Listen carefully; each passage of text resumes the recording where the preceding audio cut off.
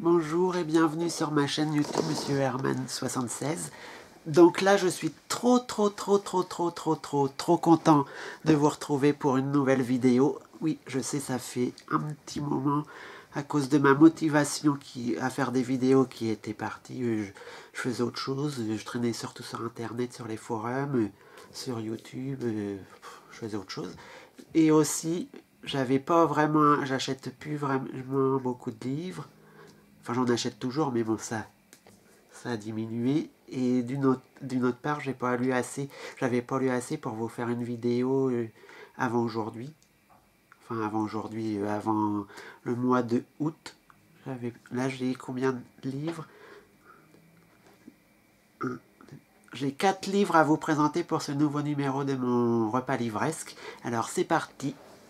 Tout de suite, je vais déjà commencer par vous parler d'une chaîne de Yami Shadow. Je crois que c'est comme ça que ça s'appelle parce que Shadow Books. Et il semblerait que ça doit être Shadow Books, je pense que c'est la chaîne de Mathieu.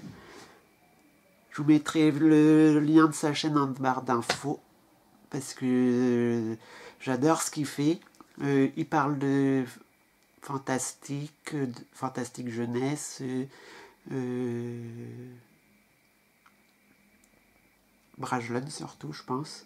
De livres qu'il reçoit par les éditeurs, des fois quelques policiers, peut-être j'ai vu des livres qu'il a lus pour les cours aussi dans sa bibliothèque, je pense qu'il doit en lire. Du fantasy, ce qu'il a là majoritairement, des mangas, ce qu'il a majoritairement aussi en lecture.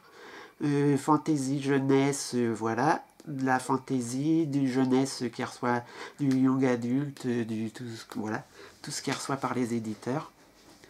Donc je vous mettrai la barre d'infos parce que cette chaîne elle a 9900, un peu plus de presque 9900, je sais plus, 20 vues à peu près au moment que j'avais regardé. Il me semble, je sais plus exactement. Et donc je m'étais dit c'est presque 10 000 vues, donc ça serait bien de faire un petit coup de pub pour lui porter chance, enfin essayer de, comment dire, de lui ramener des vues, voilà, ou des abonnés. Puis comme c'est quelqu'un que j'adore, avec qui je m'entends bien, autant aider. Donc pour commencer, je vais vous présenter la pile à lire. Donc ouais, non, je peux pas vous présenter de façon cohérente. Il n'y a pas un sens pour présenter toute ma pauvre petite pile de 4 bouquins, puisque les tranches, elles ont les textes qui sont comme ça ou dans l'autre sens. Donc vous verrez, je vais essayer de mettre dans un sens comme ceci peut-être. Voilà, ça fait 4 bouquins, dont un policier, ce qui est exceptionnel vu que policier c'est mon premier rôle, et un grand format. Alors je vais commencer par le grand format, parce que je crois que c'est celui que j'ai fini avant, puis c'est le seul qui est grand format. Donc c'est le tome 2 de Chronique lunaire de Scarlett, qui s'intitule Scarlett de Marissa Meyer. J'avais lu le tome 1 parce que j'avais adoré l'histoire. Là on retrouve les personnages de Cinder, bien sûr, parce que c'est la suite du tome 1, donc Cinder, l'empereur qui est à Pékin, je crois. Mais bon, on retrouve aussi Scarlett qui vit en France, à côté dans un petit village qui est vers Toulouse. Et donc Scarlett, c'est, comme vous pouvez voir, le chaperon rouge. J'ai bien aimé retrouver la suite des aventures, en apprendre un peu sur Scarlett, parce que Scarlett, bien que j'ai détesté, bien que son aventure, ce qu'a fait avec Lou, L-O-U-P, oui, parce que c'est un beau garçon qu'elle rencontre, Lou, comme dans le petit chapeau, voilà, chaperon rouge. J'ai pas trop apprécié ce qui se passait vers Toulouse, puis quand ils allaient à Paris et tout ça. J'ai préféré les passages où c'était sur Cinder. Cinder, c'est un personnage que j'ai accroché. Donc c'est pour ça que le tome 1 j'avais adoré. Celui-ci est un petit peu en dessous. Bien que sans Scarlett, l'histoire n'aurait pas avancé, parce que Scarlett est quand même importante pour la série. La grand-mère de Scarlett est importante, Lou aussi, la reine Levana, la méchante aussi. Donc tout ce qui se passait avec Scarlett, c'est important. J'ai pris du plaisir à le lire pour voir ce que c'était. bien que mon personnage préféré reste Cinder. Cinder, voilà, un personnage coup de cœur. Scarlett moins, mais bon. Comme j'ai le thème... non, ils sont rangés de... Ah oui, ils sont rangés là. Donc, comme j'ai le thème 3, je pourrais lire le thème 3. Et comme j'ai la préquelle qui va avant le thème 1, je pourrais lire soit celui-là aussi quand j'aurai envie. Et il faudrait que je me procure Winter, mais Winter est un gros pavé, donc... Puis pour le moment, j'ai d'autres livres qui attendent en priorité avant. Donc celui-là, Scarlett, c'est chez Pocket Jeunesse. Oui, c'est un super livre. Je pense que tous les youtubeurs, les blogueurs et tout ça, il y en a plein qui connaissent. Et donc ensuite, je vais commencer par lequel j'ai fini, celui-ci. Ou celui-ci. C'est un policier, donc c'est Agatha Christie, je ne suis pas coupable. C'est mon premier Agatha Christie que je lis qui met en scène Hercule Poirot. Il faut savoir que pour l'école, en 5e, j'avais dû lire... en 5e, donc en 1992. Et oui, ça date. Je suis un vieux.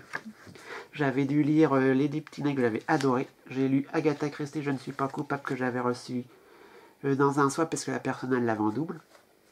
Dans une édition au masque, le Club des Masques. Pas toute jeune, enfin voilà. Mais le livre est quand même... ça va. J'ai lu cette histoire-là tout en ayant vu quelques jours avant, j'avais vu l'épisode de la série télé.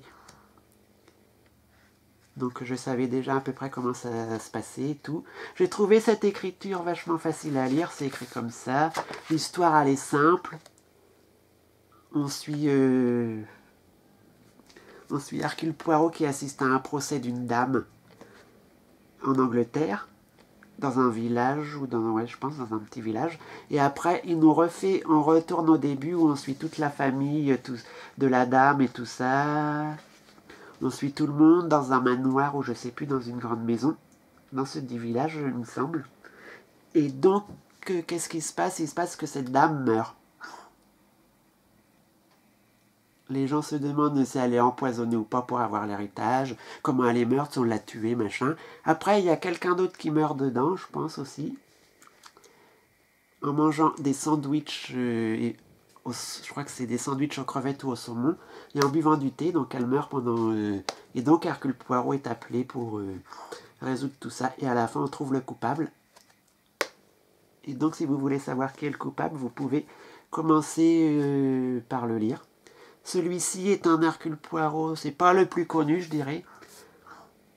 Je ne suis pas coupable, ça répond bien, parce que la dame du procès au début a dit je ne suis pas coupable, donc voilà, machin.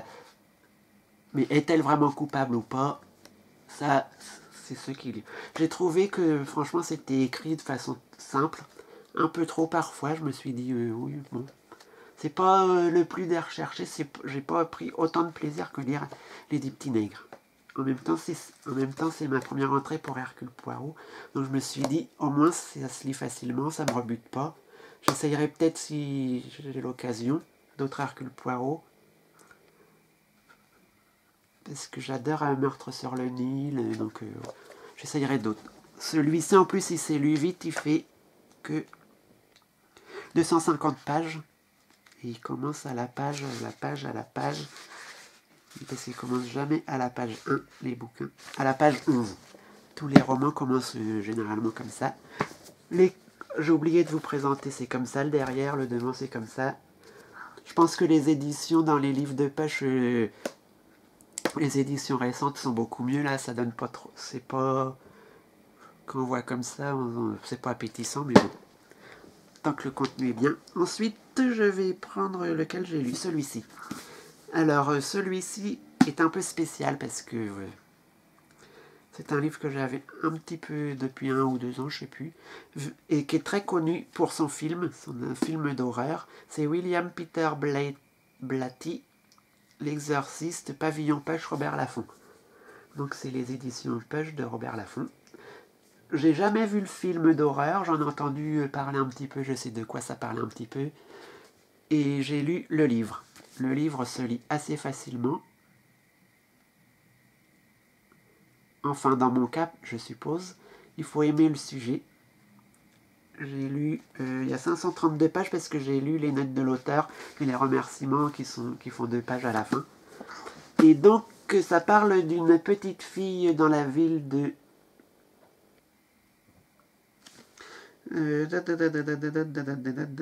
c'est Reagan, dans une ville, je crois que c'est à...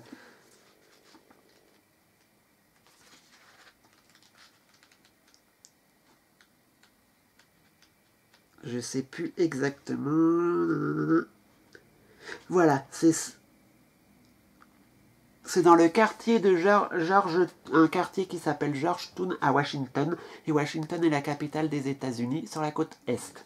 Donc c'est Reagan, une fillette de 12 ans, dont sa mère est actrice à Washington. Donc elle est actrice, elle doit tourner un film, je crois, en face d'où elle habite, dans un couvent, je crois, de jésuites.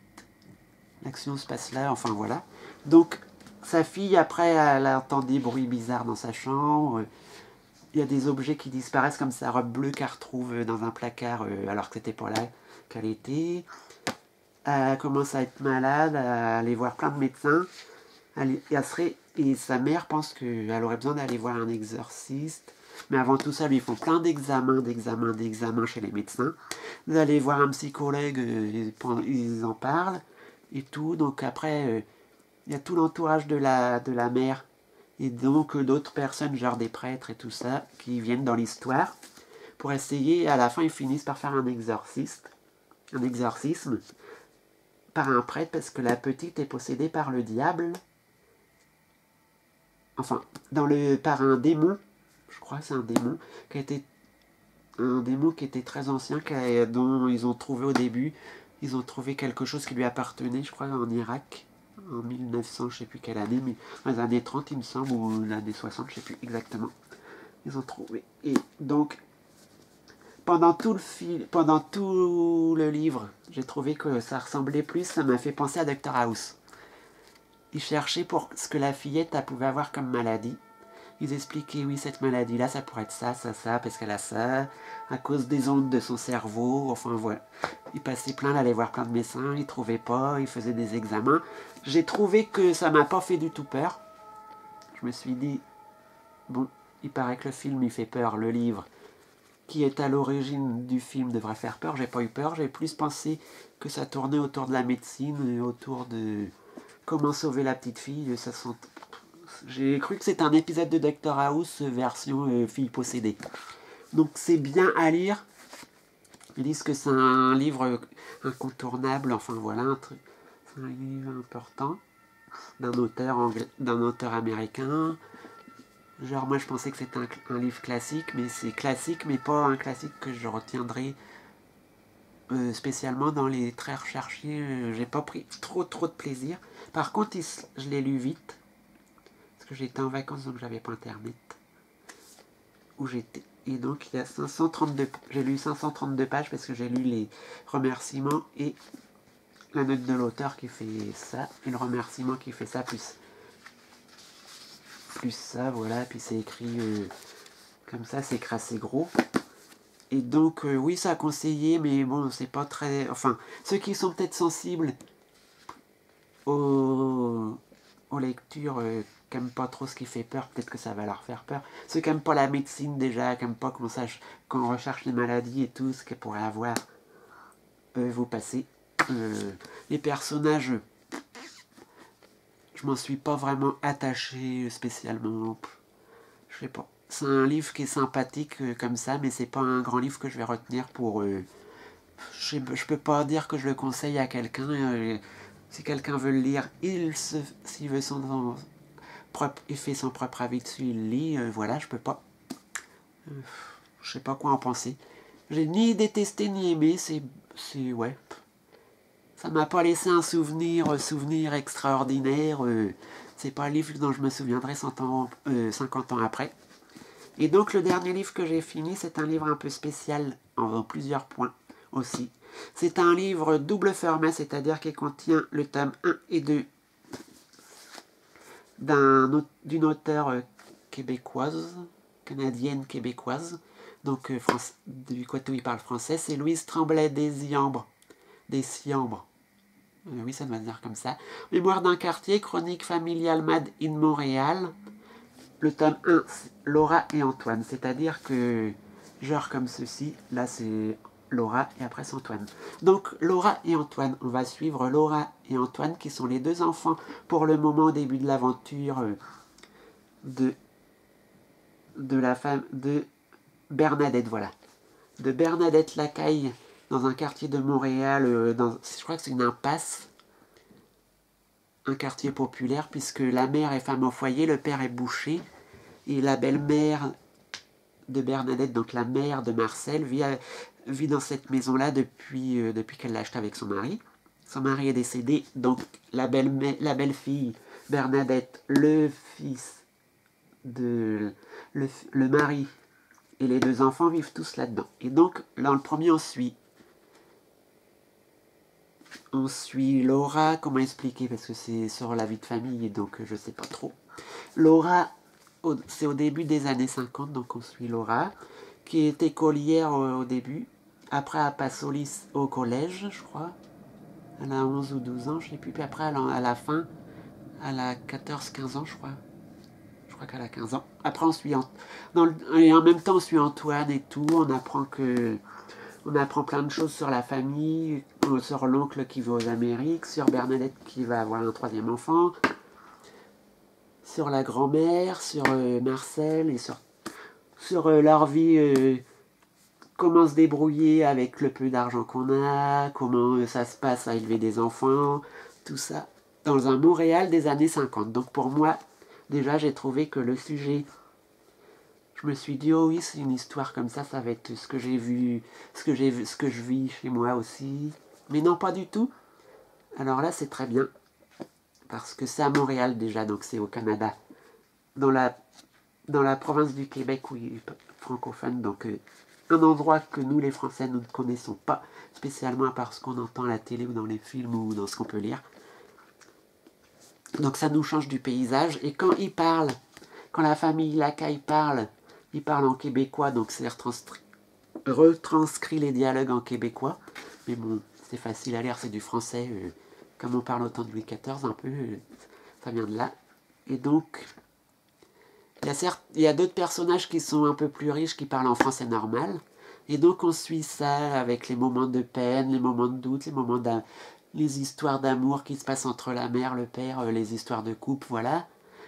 L'histoire de la grand-mère, les avancées comme la première fois qu'ils vont avoir une voiture. Je crois que c'est la première fois qu'il y a une voiture dans la rue, qu'une famille a une voiture dans la rue, quand ils ont leur première télé, quand ils ont les cadeaux de Noël, ce qu'ils mangent aussi, les plats, comment la vie à l'école ça se passait à cette époque-là, les amitiés entre Laura et sa copine Francine, sa meilleure amie. Et donc après on suit sur Antoine qui est le fils qui a 9-10 ans, et tout ce qui lui arrive, j'ai adoré. Et en plus on apprend un truc, mais un truc horrible, qui lui arrive, qu'on souhaiterait à personne, qui lui arrive lors de ses cours de dessin, du samedi après-midi. Donc voilà, j'ai trouvé que ça c'était très bien. Le seul petit problème, c'est que le livre fait 516 pages marquées à suivre. Et donc j'ai le tome 2 et le tome 3 en double. Mais je sais pas si... Je crois qu'après il y avait peut-être des autres tomes, je suis pas sûr. C'est déjà dans les librairies. Dans ma ville, c'est déjà dur de les retrouver parce que ça fait un petit peu de temps que je les ai lus, que je les ai achetés, qu'ils ont été sortis, je crois. Et le problème aussi, c'est que, voilà, c'est écrit comme ça. J'ai trouvé que c'était écrit gros, puis comme c'est écrit en québécois, des fois, dans les dialogues, des fois c'est dur. Et puis, j'ai pas été toujours motivé pour le lire. Je me suis dit, moi, j'ai aimé, mais ceux qui aiment l'action et tout ça, passer à côté, c'est une chronique familiale. Et donc, je lirai les autres thèmes avec impatience. Enfin, avec impatience, avec plaisir. En espérant qu'il ne fasse pas comme celui-ci, qui reste les reliques de ma palle. Parce que ça, c'est un thème que j'ai sorti. Ouh, il y a bien... Je l'avais acheté il y a 2, 3, 4, je sais même plus. Je vais regarder si c'est marqué dedans. Quand est-ce que c'est sorti? En 2008 au Canada. Et donc en France, j'aimerais bien savoir, en France, je vais essayer de trouver, ça doit être écrit à la fin. Juin 2012, donc ça fait quand même, je l'ai lu cette année, donc ça fait moins 3 ou 4 ans qu'il était dans ma palle. Et comme j'ai pas de palle spécifique, c'est-à-dire que tous les livres que j'ai pas lus sont rangés avec les livres lus, et celui-ci était au fond, tout au fond d'une 3e rangée, donc je le voyais jamais. J'y pensais pas trop, là j'ai voulu le lire, j'ai pas regretté. Mais ceux qui, je pense que c'est surtout pour les filles, ou ceux qui ont envie de découvrir le Canada. Et donc c'est une chronique familiale qui se passe au début des années 50, mais plus on lit chapitre par chapitre, ça passe par exemple, je crois que c'est, on doit être en 53, 54, et après on arrive en 55, 56, ça passe jusqu'en 58 je crois à la fin de ce thème. Donc ça avance par année, chaque livre. Donc oui, c'est une histoire qui est pas mal, ça m'a changé. J'ai adoré voir comment on vivait à cette époque-là. Les personnages, ils sont ni tout bons ni tout gentils, ils sont réalistes. Pour ce que j'en sais de comment on vivait là-bas à cette époque-là. Il n'y a que par ce livre-là que j'ai su ça. Et en plus, c'est à Montréal, donc Canada. Ça fait un dépaysement, ça aurait été à Paris ou en France. J'aurais peut-être été un peu plus blasé. Là, ça m'a fait voyager. Je me suis dit, j'avais envie de lire du canadien à une période. Donc là, je me suis dit, oh, je vais prendre ça. J'avais trouvé ça. Ça m'avait tenté. Et ben, je ne regrette pas. J'ai trouvé que c'était une excellente lecture. Ce n'est pas le coup de cœur espéré non plus, parce que je m'y attendais pas à avoir un super coup de cœur. Mais bon, c'est quand même une bonne lecture. De tous les livres que j'ai lus, celui-ci est une excellente lecture. Très bonne. Celui-ci est une bonne lecture, agréable pour passer un moment de détente, mais franchement, c'est trop médical, trop Dr House, un épisode de Dr House qui essaye de verser dans le paranormal. Ça ne fait pas peur, donc moyennement. Celui-ci, j'ai adoré, donc c'est une très bonne lecture, même si le style de l'auteur est un peu simple. À ce qui paraît, j'ai lu sur Agatha Christie, j'avais lu que celui-ci, c'était un des plus simples qui avait été écrit dans son style. Et une très bonne lecture qui aurait pu être un coup de cœur si Scarlett ne m'avait pas énervé comme ça. Mais une très bonne lecture puisque Cinder est mon personnage coup de cœur de cette série, pour le moment. Donc j'ai lu 4 livres. C'est pas beaucoup comparé à certains qui peuvent lire 4 livres par mois. Mais bon, c'est mon rythme de lecture, je suis content, j'ai fait une vidéo, j'espère que cette vidéo vous aura plu, vous pouvez liker, vous abonner, enfin faire tout le tra-tra habituel. Vous pouvez commenter, ça me ferait très plaisir puisque je n'hésiterai pas sur ces livres si vous les avez lus. Je pense que Scarlett et peut-être Agatha Christie ont dû être lus. Peut-être que, mais Agatha Christie, c'est pas sûr parce que c'est pas un des plus connus. Je serais ravi de vous répondre, j'adore répondre aux commentaires. Tant qu'ils sont constructifs, gentils, qu'ils apportent, qu'ils sont pas là pour détruire la personne, ou alors pour si vous dites, si vous détruisez, vous expliquez pourquoi. Et donc on se retrouve pour une prochaine vidéo dans je ne sais pas combien de temps, vu que là le livre que je suis en train de lire, j'en suis que au début d'une centaine de pages. Sûrement pour peut-être un débat, si j'ai un débat sur la lecture, peut-être un repas, un panier livresque, excusez-moi, de tout ce que j'aurais acheté jusqu'à fin août, si j'en achète. Oui, parce que j'ai des livres à vous présenter quand même si j'en achète pas. Enfin, j'en achète, mais c'est que j'ai réduit moi par rapport à ce que j'achetais avant. J'espère que cette vidéo vous a plu. Merci, bye.